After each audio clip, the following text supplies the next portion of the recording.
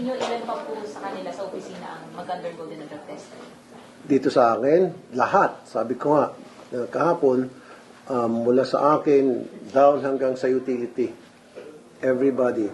As long as sila ay tumatanggap ng sweldo na pera ng taong bayan, they must undergo mandatory drug testing. As simple as that. I think lahat ng staff ko abuti ng mga 30. Yeah, so all of them. Pagkatapos kaya ito, Sen, na meron pa kayo ibang action na gagawin para masiguro yung drug-free na government sa Senado? Well, I can only speak for my office at hindi sa ibang mga tanggapan.